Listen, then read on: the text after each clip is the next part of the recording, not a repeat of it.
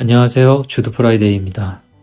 오늘은 제가 회사를 다니다가 30대 중반이 돼서야 웹툰 작가가 된 이야기를 해볼까 합니다. 저는 다른 작가님들에 비해선 좀 늦게 웹툰 작가로 데뷔하게 되었는데, 그때는 지금 이렇게 작가라는 타이틀을 가지고 살게 되리라고 미처 생각하지 못했습니다. 물론 희망을 가지고 있기는 했습니다. 오늘 그 이야기를 해보려고 하는데요. 이 이야기가 웹툰 작가나 일러스트레이터 혹은 에세이, 스토리 작가가 되고 싶지만 나는 조금 늦었다고 생각하시는 분에게 도움이 될 수 있었으면 좋겠습니다. 저는 미술대학을 나오긴 했습니다. 하지만 그림을 잘 그리는 학생은 아니었어요. 사실 전 영화를 찍고 싶었습니다. 그래서 대학 시절 단편 영화를 찍으면서 많은 시간을 보냈습니다. 시나리오를 쓰고 그걸 콘티로 그리고 배우를 섭외해서 촬영을 하고 또 그걸 편집하고 그런 일들이 무척 즐거웠습니다. 그래서 대학을 졸업한 뒤엔 영화사에 들어가 연출부 생활을 했습니다. 영화를 찍는데 연출부라고 하면은 이제 그 영화를 찍는 감독님의 팀에 들어가서 감독님을 도와서 영화의 연출에 관련된 일을 하게 되는 거죠. 지금은 세상을 떠난 장진영 씨와 김주혁 씨가 출연한 영화 청년 촬영 현장이 제 첫 직장이었습니다.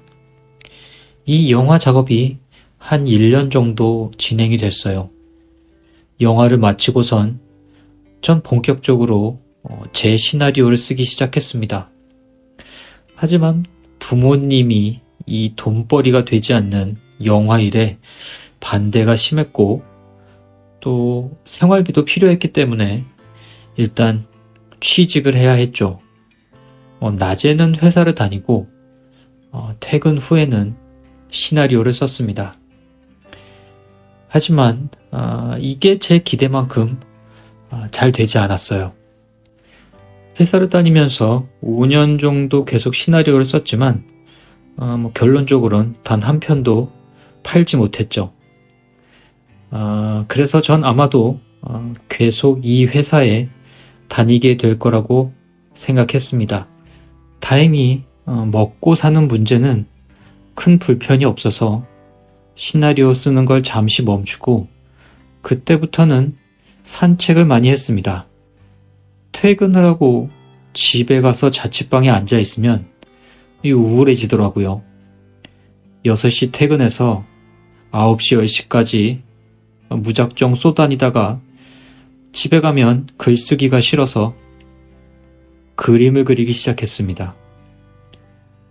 산책을 하다가 사진을 많이 찍었거든요. 그 사진을 보고 그림을 그린 거죠.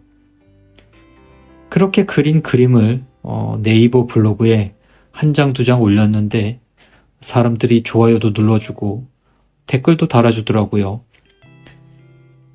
그 댓글들이 너무 위로가 되는 거예요.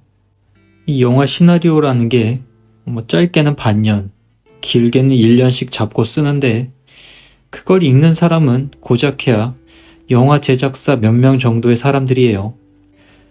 그래도 이렇게 그림을 그려서 올리면 몇십 명이 보고 하니까 그게 어떤 생활의 활력이 되고 즐거움이 되더라고요.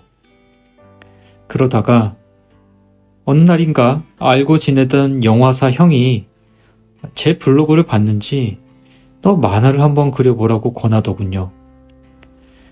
그땐 그 말을 그냥 흘려듣고 얼마 뒤 퇴근하면서 한강 다리 위를 걷고 있는데 문득 서울의 여기저기를 걷는 연인들의 로드무비가 떠올랐어요. 그리고 집에 와서 만화를 한번 그려본 거죠. 제목은 제가 좋아하던 유희열 씨의 연주 음악 길에서 만나다로 했습니다. 혹시나 제목이 저작권에 걸릴까봐 그때 유희열 씨가 KBS 라디오 천국이라는 심야 라디오를 진행하고 있었거든요. 실은 그때 저도 KBS에서 일하고 있었는데 차마 찾아가진 못하고 거기 라디오 게시판에 만화를 올렸어요. 그리고 혹시 문제가 되면 제목을 바꾸겠다고도 썼죠. 그런데 별 말씀이 없으셔서 그냥 그 제목을 썼습니다. 아주 나중이지만 안테나 뮤직에서 연락이 왔어요.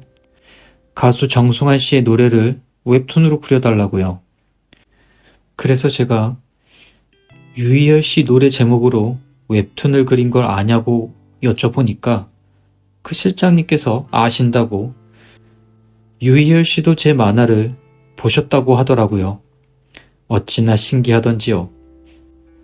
아무튼 그 길에서 만나다라는 웹툰을 네이버 웹툰 도전 만화가에 올리기 시작했습니다. 처음엔 2명, 3명 읽다가 몇십 명씩 읽기도 하고 나중엔 몇백 명도 그 이야기를 읽어주는 게 정말 신나는 거예요. 그때만 해도 제가 정식으로 만화가가 될 수 있다는 생각은 못했지만 그래도 이렇게 계속 매주 만화를 그려서 올리면 회사를 은퇴할 즈음엔 정말 만화가가 될 수도 있겠다는 희망이 생기더라고요. 그래서 매주 금요일 전 빠짐없이 만화를 올렸습니다. 반년쯤 지나니까 등급이 일반에서 베스트 도전이 됐는데 그때부터는 정말 몇백 명씩 제 만화를 봐주시더라고요. 제가 만화를 수채화로 그려서 그 희소성 때문에 얻은 베네핏이 분명히 있는데 처음부터 만화를 수채화로 그렸던 건 아니었어요.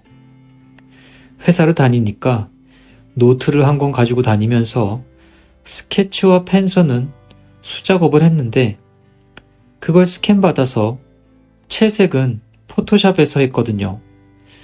그래서 길에서 만나다 초반 부분은 채색이 다 디지털이에요. 그런데 갑자기 회사에 프로젝트를 하나 맡게 되면서 엄청 바빠진 겁니다. 집에 가면 맨날 밤이고 채색할 시간이 없더라고요. 그때 제 목표는 재미있는 만화를 그려서 인기를 얻자가 아니라 무슨 일이 있더라도 일주일에 한 편씩 만화를 그려서 올리자는 거였습니다. 이걸 어쩌나 하다가 그냥 수채화로 칠해보자는 생각이 들었어요. 수채화의 장점은 빨리 칠할 수 있다는 거거든요. 얼핏 디지털이 빠를 것 같지만 이게 수정이 가능하다 보니까 마음에 들지 않는 부분이 생기면 무한 수정을 하다가 하루가 다 가버리는 일이 비일비재했거든요. 그래서 손바닥만한 고체 물감이 들어있는 팔레트를 하나 사서 들고 다니면서 시간이 날 때마다 칠하기 시작했습니다. 정말 작업 시간은 디지털에 비해서 반밖에 걸리지 않더라고요. 이건 뭐 칠하고 나면 수정을 할 수가 없으니까요. 아무리 바빠도 매주 금요일 밤엔 만화를 올리자는 목표가 적중했고 또 마침 그 즈음에 서울을 걷는 것에 대한 사람들의 관심이 많아지던 시기였어요. 금요일에 퇴근해서 아파트 복도를 걷고 있는데 모르는 번호로 전화가 오더라고요. 전화를 받으니까 역시 낯선 여자의 목소리가 주드 프라이데이 작가님이시냐고 묻더라고요. 그게 제 생애 처음으로 누군가 절 작가님이라고 불러준 날이었습니다. 그 담당자분이 길에서 만나다를 잘 보고 있으시다며 혹시 정식으로 네이버 웹툰에 데뷔하실 의향이 있냐고 물어보더라고요. 그때 정말 가슴이 뛰기 시작하더라고요. 네, 하고 싶습니다. 하고 전화를 끊고 집에 들어가서 혼자 춤을 췄습니다. 얼마나 열심히 춤을 췄는지 땀이 다 나더라고요. 물론 그때는 네이버 웹툰 월급이 제 직장 월급의 반도 안 되는 걸 몰랐지만요. 전 그렇게 회사를 다니면서 네이버 웹툰 작가가 되었습니다. 당시 저희 회사가 겸업이 금지돼 있어서 옆에 앉아있던 선배한테만 그 기쁨을 말하고 회사를 다니면서 길에서 만나다 연재를 계속했습니다.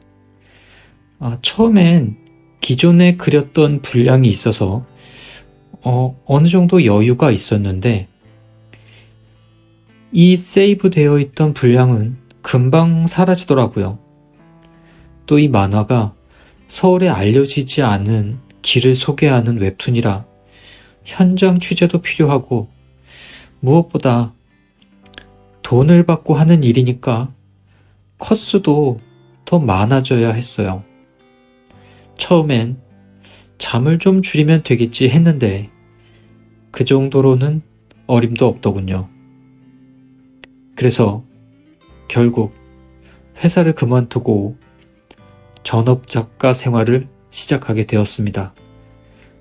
때로는 회사를 그만둔 것에 대한 후회도 물론 있습니다. 조금만 더 고민해 봤더라면 어땠을까 하는 생각이 없는 건 아닙니다. 하지만 아마 회사를 계속 다녔다면 진눈깨비 소년 같은 작품은 세상에 나오지 못했을 거라고 저는 생각해요. 제가 그 작품을 5년 정도 연재했는데 정말 마음에 드는 작품을 세상에 내놨구나 하는 만족이 있거든요. 그래서 아마 다시 그 시절로 돌아간다면 전 분명 회사를 그만뒀을 것 같아요. 오늘은 짧게 30대 회사원이 웹툰 작가로 데뷔한 제 얘기를 해봤습니다. 이 이야기가 자신의 작품을 만들고 싶지만 너무 늦었나 하고 생각하시는 분들에게 위로와 힘이 됐으면 좋겠습니다. 저는 늘 여러분의 미래를 기대합니다. 오늘도 어디선가 그림을 그리고 글을 쓰며 밤을 지새는 분들 건필하시기를 기원합니다. 여기는 인도 뉴델리, 저는 만화가 주드 프라이데이였습니다. 굿나잇 혹은 굿모닝입니다.